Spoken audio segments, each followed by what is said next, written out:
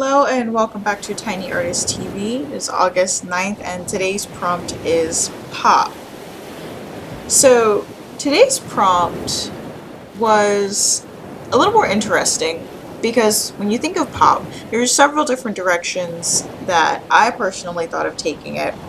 And I first thought of doing like the ghost of a pop star, but I've been doing a lot of, and I do another human ghost here, but a lot of pretty on-the-nose human ghost figures. And I know I said at the beginning of the month that I wanted to do this on-the-nose M. Alice LeGros style, but I'm kind of getting away from that because it's very monotonous. So for the prompt of pop, I thought of course, the pop star. I thought of that scene in the It remake where Pennywise is talking to Georgie and he's asking him, "Can you smell the popcorn?" And he's saying, "Pop, pop, pop." So I thought of maybe doing something like that as well to kind of hit towards the It remake. And then I just eventually went to Twitter to see what a few other artists were doing, and a lot of people were doing either like one person did a Jack in the Box, so the motion of pop. Someone did a ghost with a can of pop. Down here we call it soda, but pop. Someone did champagne, and so it was like, well, okay. So there's a couple other directions because there's either the action or the noise, and so I thought of bubbles popping. So we have another aquatic ghost today. This little girl who is playing with these bubbles. Once again, the story is a little less than happy, even though I went out of my way to make this much more playful. She's like got this big smile on her face and she's just like happy. She's loving where she is. So how she ended up in this state is she was out playing at sea and she got attacked by a shark, and so she's missing her bottom half, but now she gets to be a ghost mermaid, so she's kind of happy about that. She just gets to swim with all her little fishy friends and play with bubbles and stay away from sharks. So with this one, I wanted to go with a more flat color, and the few others that I had done where I rendered out the color, I added a lot of more like shading and textures and things like that. With this one I wanted to put more emphasis on the line art, so I add more detail into the line art first, and then I just do a flat color. And here you see I'm drawing out her ghostly legs that got bitten off. I'm so sorry. I'm not sorry, but I'm sorry. And just adding the freckles in with the splatter brush. It's actually a little cheat that I use. Usually when I do freckles I do the splatter brush in brown.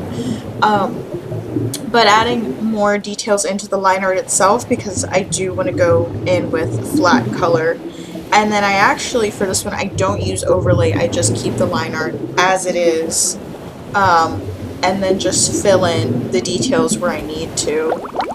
I'm still kind of getting used to, so GIMP recently updated, and some of the tool settings are a little weird. They're a little different from what I'm used to because I've been using GIMP 2.0 for like 6+ years, and I finally updated it. So I'm still getting used to some of the tool settings that are a little different. So you do see a little bit of hiccups here and there, but the coloring process is pretty much straightforward. Just outline it, fill it in, erase the little spots you need to erase, and carrying on with that. For the color palette for this one, I did want to go with more beachy colors, so I give her this like kind of tan tone skin as opposed to a ghostly pale skin. And I also went with a darker skin tone because I do decide to make her eyes a glowy white, and you can't really see that well with a white skin tone. There is a way to do it, but I wanted to go ahead and use different skin tones across the board of the ghosts that I will be doing this month. So I give her this tan, beachy color skin, and then it also emphasizes the glow in her eyes, this kind of cute little Casper-y effect. And it also lets me do more with the light in her cheeks and her shoulders. And then her bathing suit and her hair are both this navy color really complements the teal that I go with. And I actually did use this teal with my aquatic piece earlier. But just kind of doing that unified. Again, almost a Dr. Seussy nautical palette. I just really like this color combination. So I wanted to use it again. This was a perfect excuse to use those colors again.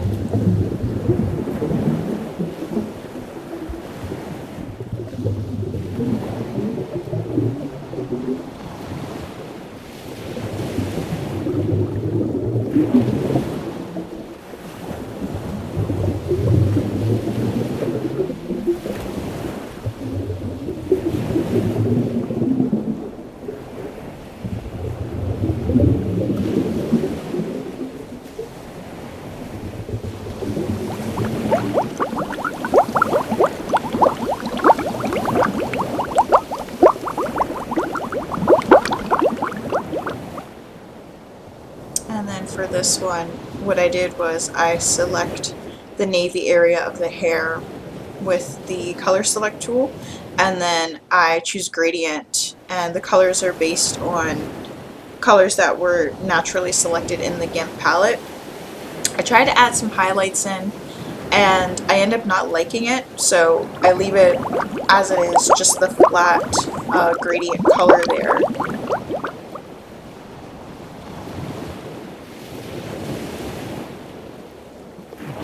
And then I use the grass brush on Dodge to kind of make the little watery effect. It's not quite as ripply as you would see in like a fully rendered ripple piece. It's just enough to hint that there's some motion, some currents in the water.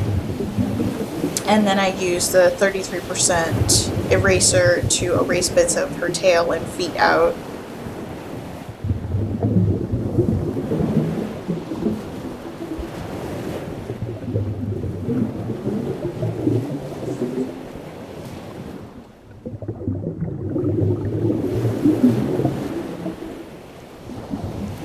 Just cleaning up the hair a little bit and around the other little edges.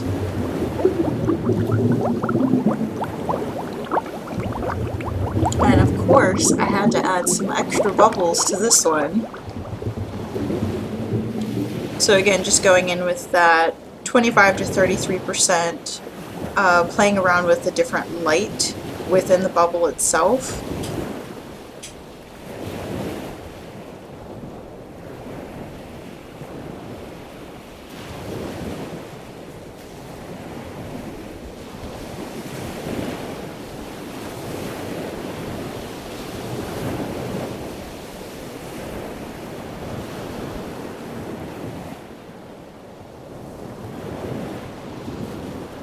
And then adding a little bit of jellyfish texture. I get rid of most of it, but keep these few lines here.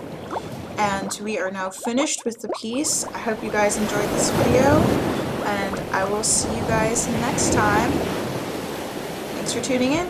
Have a weird day.